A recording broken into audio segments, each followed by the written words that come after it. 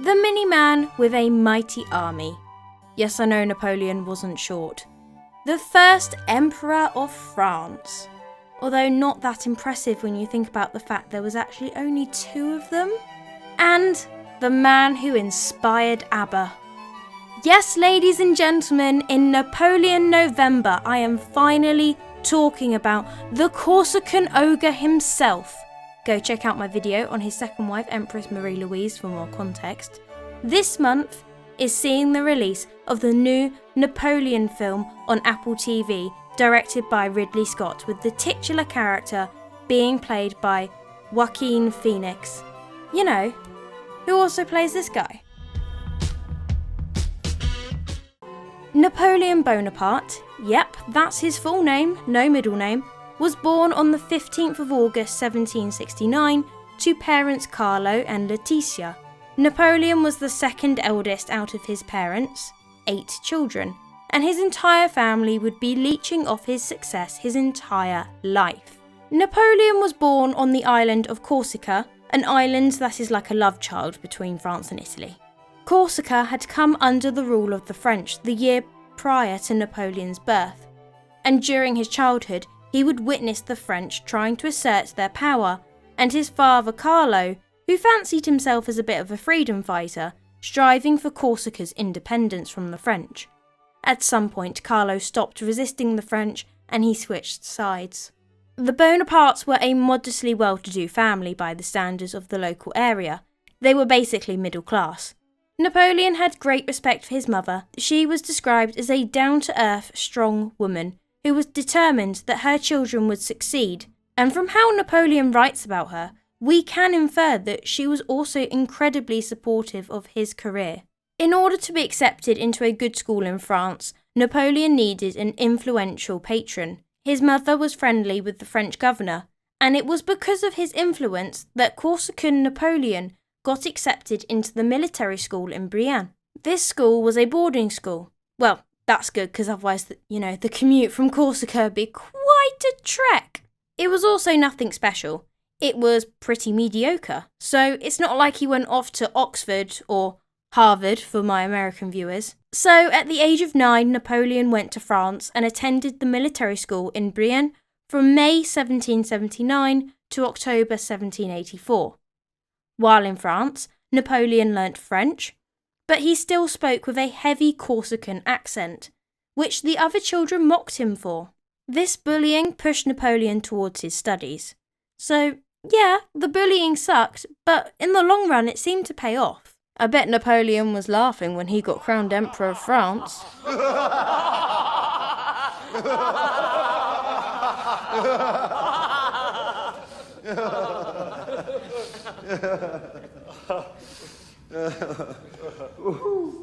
Napoleon was good at history, maths and geography, but he was lacking in dancing and drawing. His teachers thought that Napoleon should pursue a career as a sailor.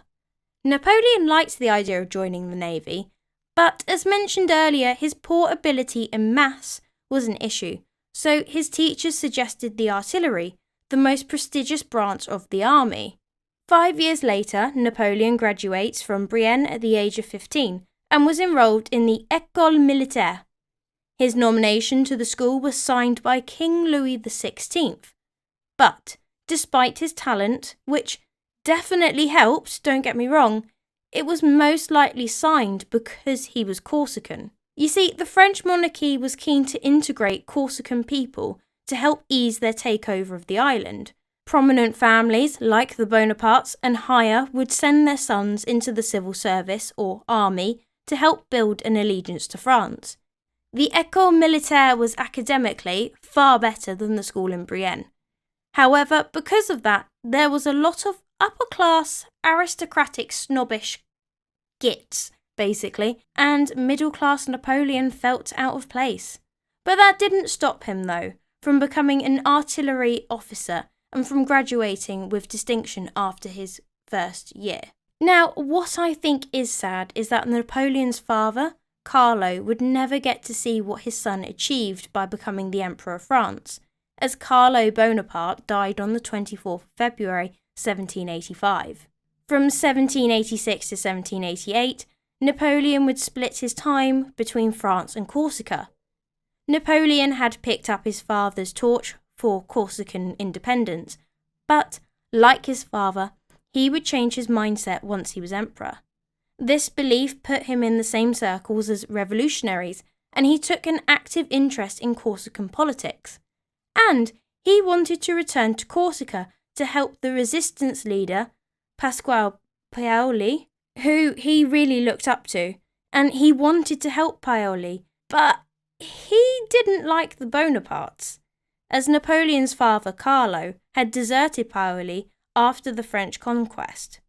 Also, Napoleon was under French employment, so he had to fight many of his fellow Corsicans, which made Napoleon very unpopular. This is awkward. With his childhood hero crushing his dreams, Napoleon turned his back on Corsica and Paoli, and returned to France, where he was made a captain. The French Revolution had started while Napoleon was in Corsica, and by the time he returns to France, it is in full swing. The revolution was rooted in the dysfunction of the French monarchy and its inability to fund its ambitions of being a world power. After ironically being on the winning side of the American War of Independence, the only way to reform it would be to tear down the whole thing. Napoleon had seen what happened in America. If you get rid of the monarchy, something needs to replace it, and the Americans seem to be doing okay. Now, I'm not saying that Napoleon's ambitions to be emperor started right here. They might have done, but they might not have done. But he would have been aware of Hamilton the musical. Oh no, sorry, I mean the American War of Independence. King Louis XVI's brothers and other high-ranking aristocrats had disbanded the reformist government. Not a great plan. The princes didn't like the changes the government was suggesting, and a constitutional monarchy, despite 2 years of trying, couldn't be agreed on. The 14th of July 1789 saw the storming of the prison of Bastille, a sign of rebellion against the royal family. Prisoners were freed and the prison was dismantled over the course of the next year. The storming of Bastille is now celebrated every year in France as Bastille Day, and to some is seen as the true start of the French Revolution. On the 20th of June 1792, King Louis XVI was attacked by a mob who forced him to wear the cap of liberty. Napoleon was a witness to this event and it made him feel uneasy. The mob later released the king. The mob returned months later on the 10th of August, and this time they sacked the palace of Toulouse. More violence than before. They slaughtered the king's Swiss guards. The attack was brutal and barbaric, and Napoleon once again saw this happen. The trauma of the mob attack will stay with him for his entire life. It built a fear of uncontrolled masses of people in Napoleon, and even when he is in exile on Elba, he still fears that an angry mob might attack and kill him. Apparently, he even disguised himself at one point while on Elba, out of fear. Now, I thought this was important to bring up, as this isn't really the side of Napoleon you normally get to see, and that actually he wasn't fearless. He too had his demons. Napoleon went back to Corsica in the September, and he then fled Corsica with his family in June 1793. Although, to be honest, it's more likely that they were kicked out, but that's up to you and what you believe.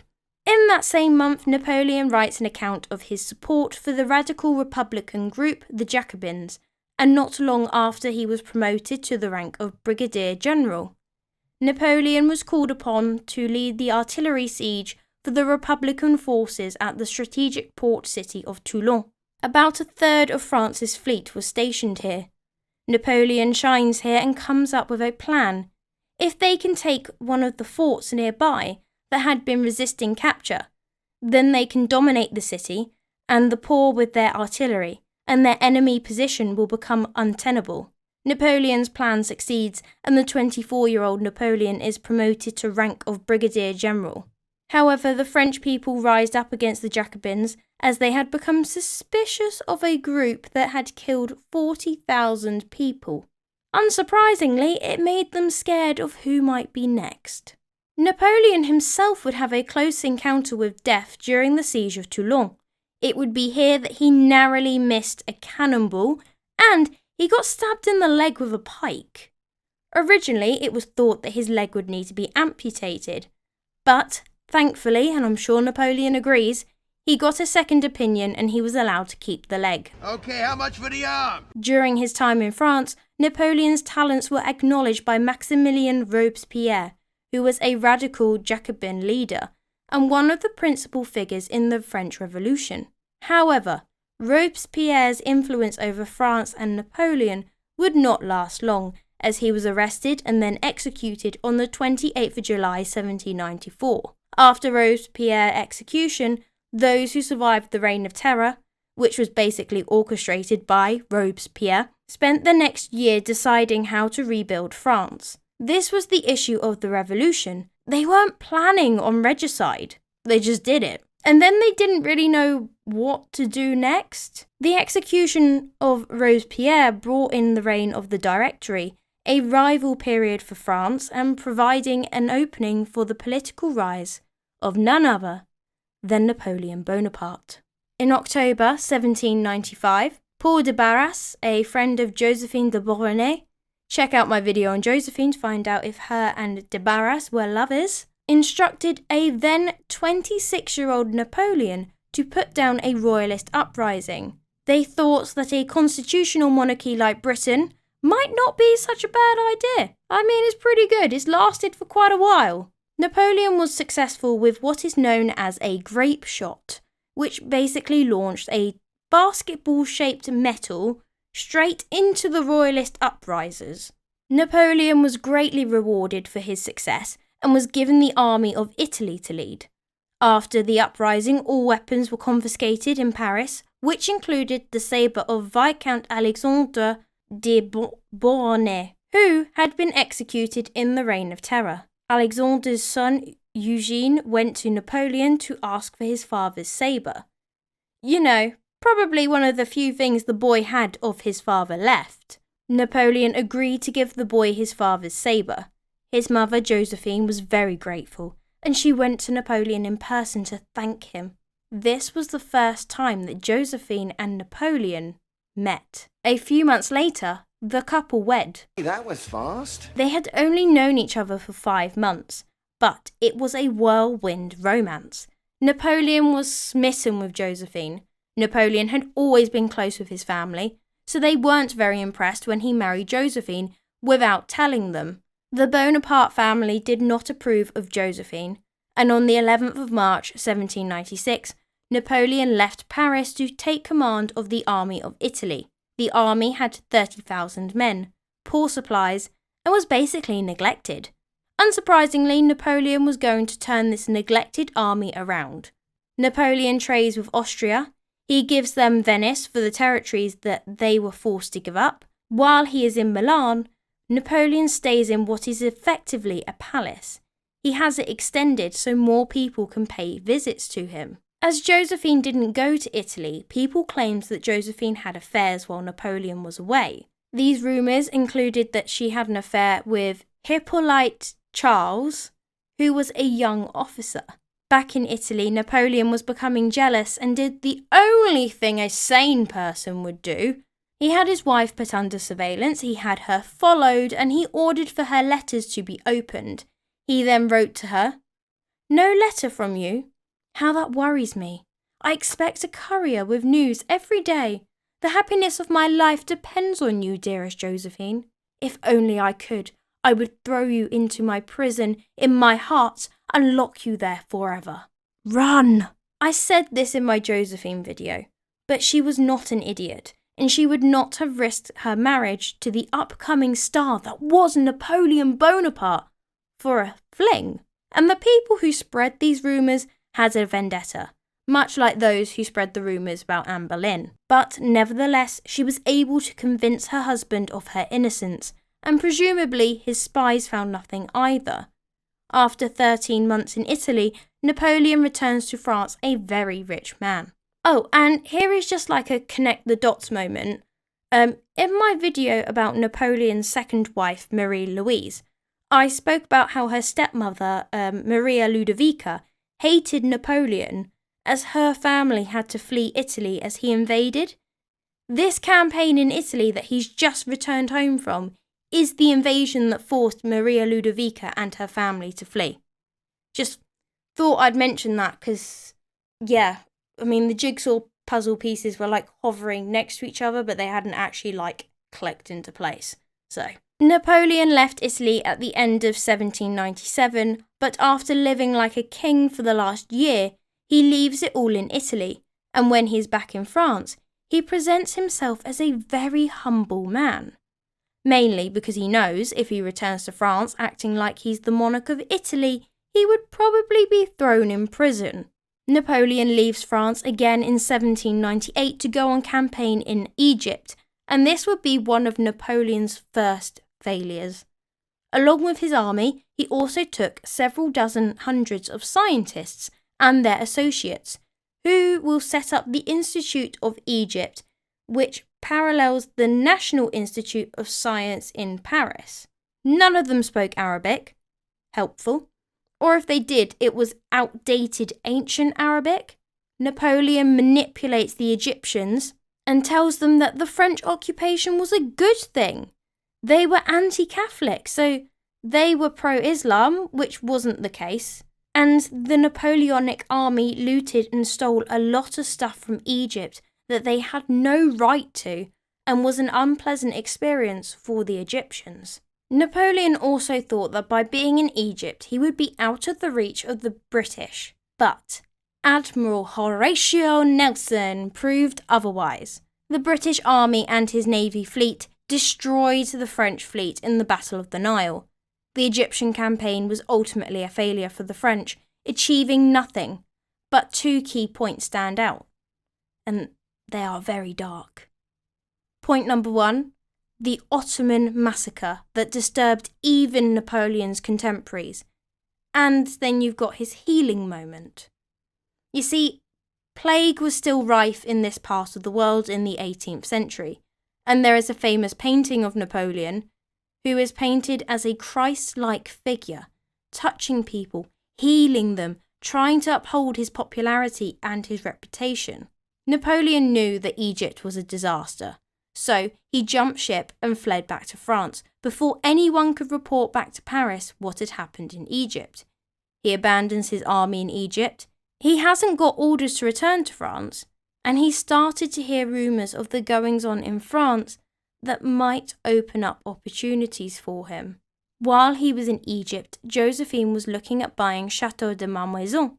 Before he had left for Egypt, Napoleon had given Josephine a budget, knowing what she was like for spending, and he let her finish the negotiations while he was away. Of course, she went over budget and bought it anyway. Her spending and running up high debts would frequently anger Napoleon. Also, while he was in Egypt, Napoleon was constantly in need of new weapons. So Josephine would use her charms to kind of like butter up the investors and agree a high price. And then she would take a cut of the profits so she can go do more shopping. Just like when he was in Italy, rumours had spread of Josephine's infidelity.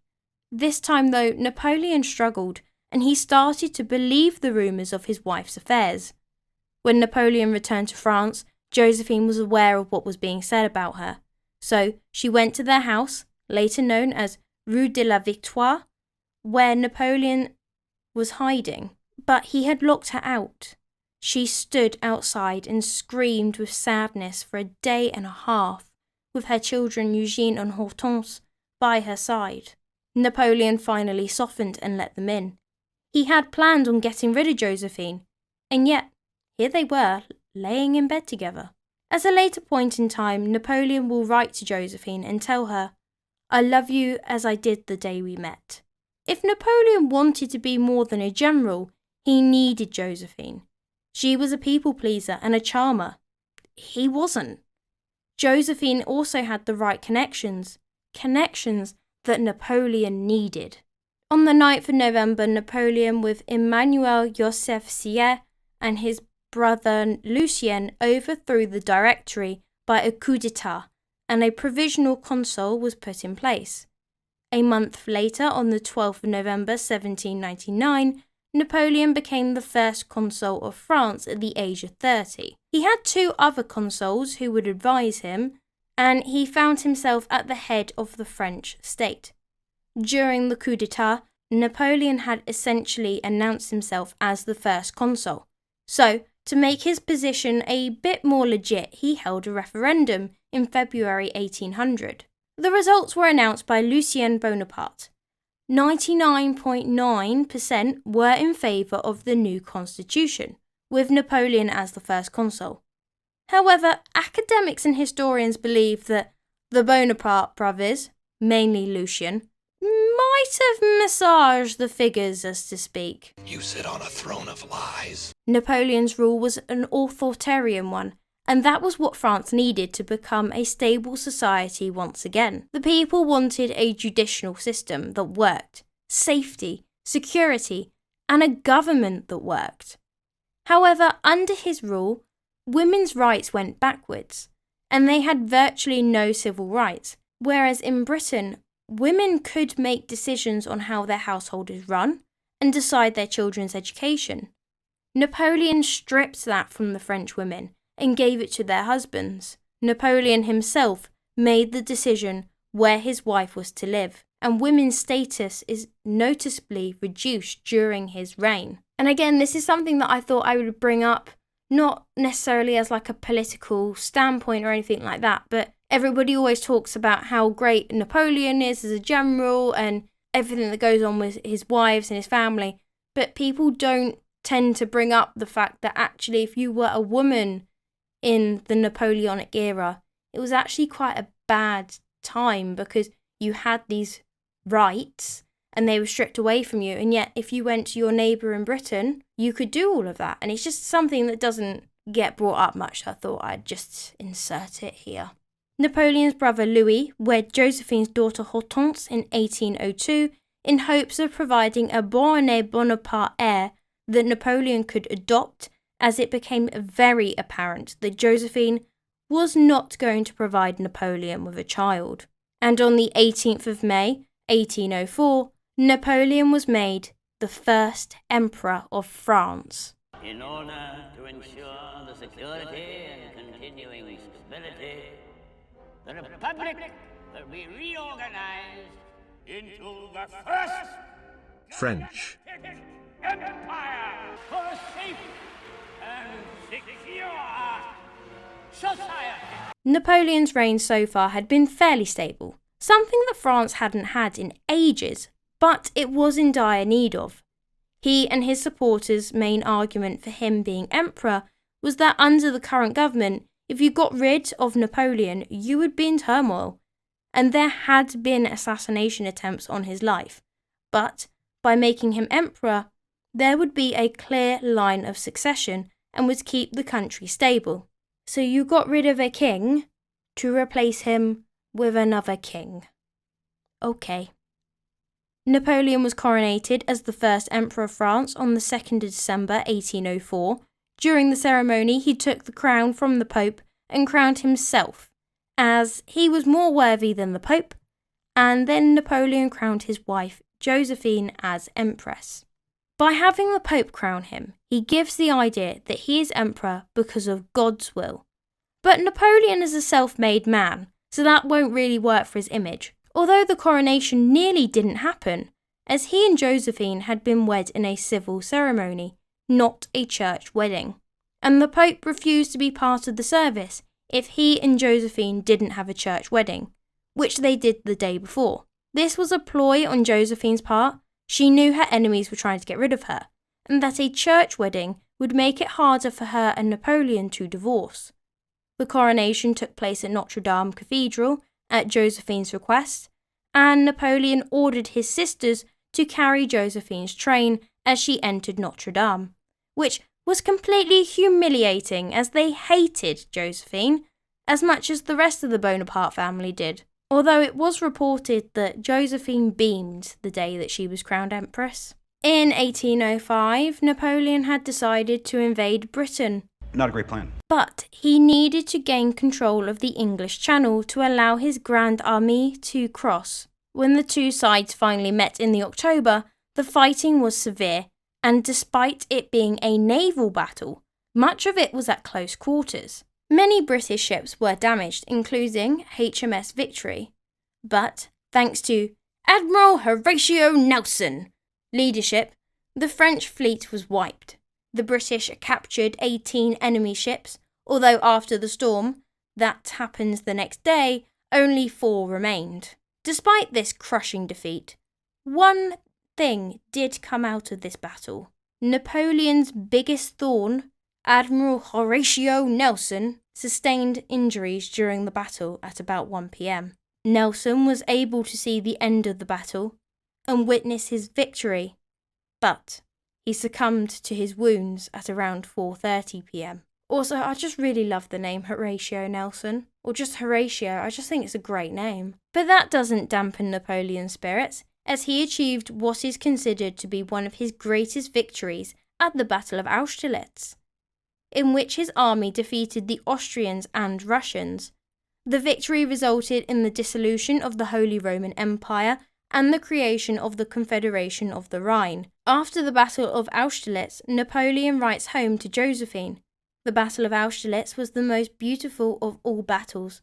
I wish I could keep you in my heart forever." Napoleon's victory streak kept going. In 1809, the French defeated the Austrians at the Battle of Wagram, resulting in further gains for Napoleon. During the French Revolution, nobility titles had been abolished, but Napoleon was now re-establishing a French aristocracy, and with it, handing out titles of nobility again to his loyal friends and family as his empire continued to expand. He was especially generous with his siblings. For example, his brother Joseph became King of Naples in 1806 and King of Spain in 1808.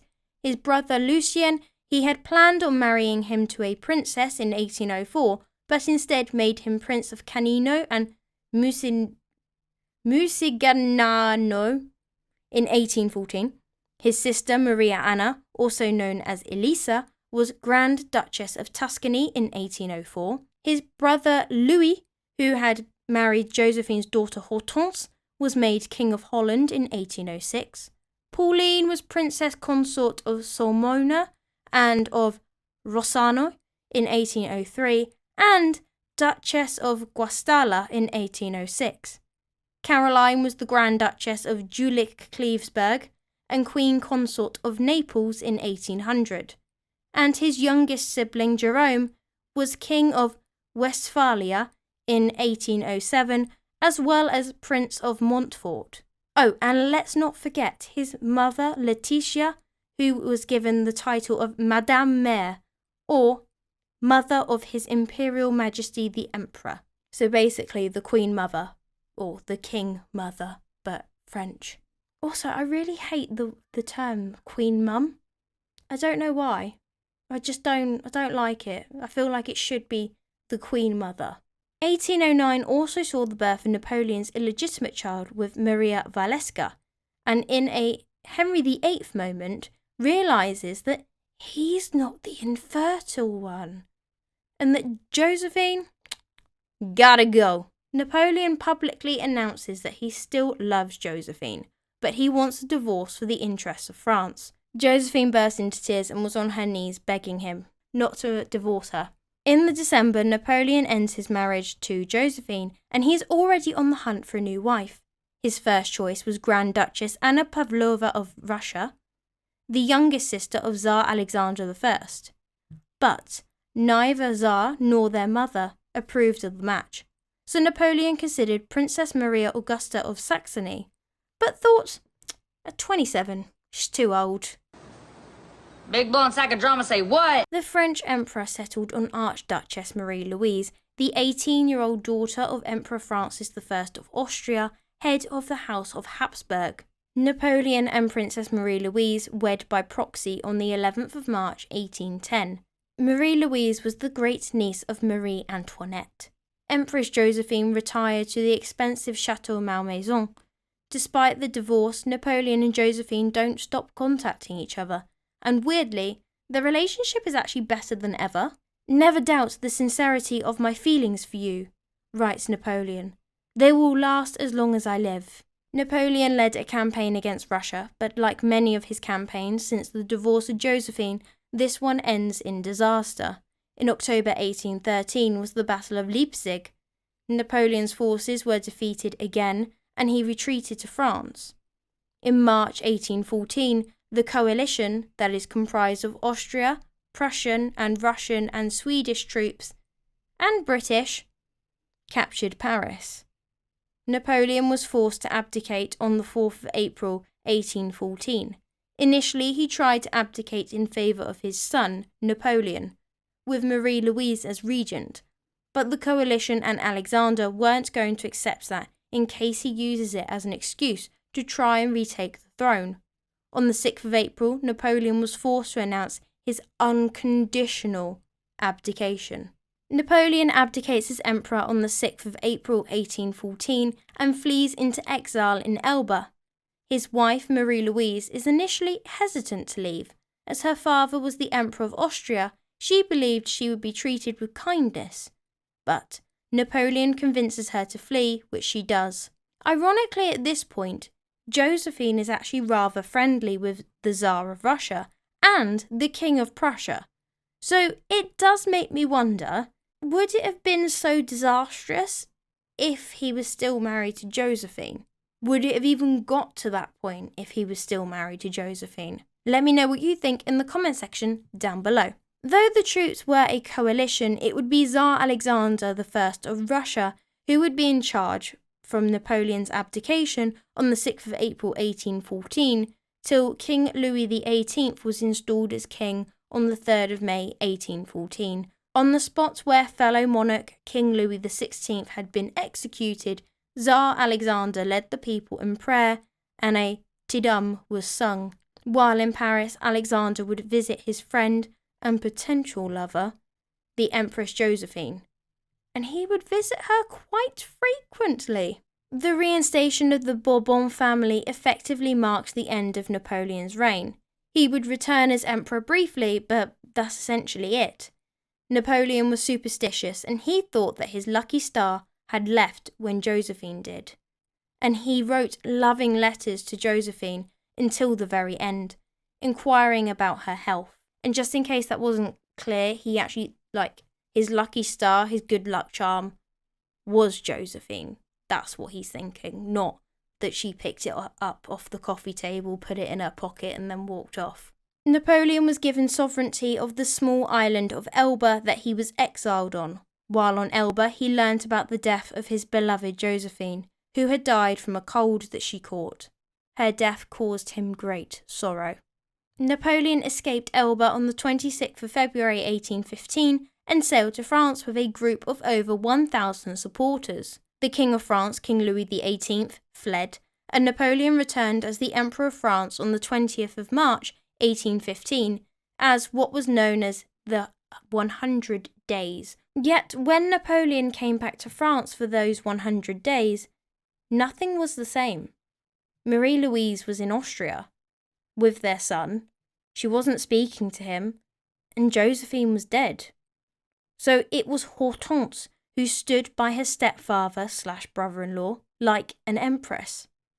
Upon Napoleon's return to France, a coalition of allies, the Austrians, British, Prussians and Russians, who considered the French emperor an enemy, began to prepare for war. Napoleon raised a new army and planned to strike preemptively, defeating the allied forces one by one before they could launch a united attack against him. I got a bad feeling about this. So he started with Belgium, where British and Prussian forces were stationed. Napoleon defeated Prussian troops at the Battle of Ligny on the 16th of June 1815, and 2 days later, on the 18th of June 1815, was the Battle of Waterloo, and the French were crushed by the British thanks to the Duke of Wellington. Napoleon was forced to abdicate again on the 22nd of June 1815.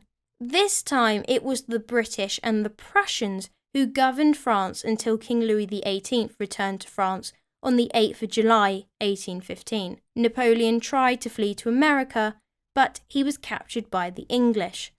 This time, Napoleon was exiled to St. Helena, where he died on the 5th of May 1821 at the age of 51. It is thought that he most likely died from stomach cancer. During his time in power, Napoleon is often posing with his hand in his vest, leading to some speculation after his death that he had been plagued by stomach pain for years. Napoleon was buried on the island despite his request to be laid to rest on the banks of the Seine, among the French people I have loved so much. In 1840, his remains were returned to France and entombed in a crypt at Les Invalides in Paris, where other French military leaders are interred. I hope you enjoyed this video. If you did, leave a like, subscribe, and share this video with a friend.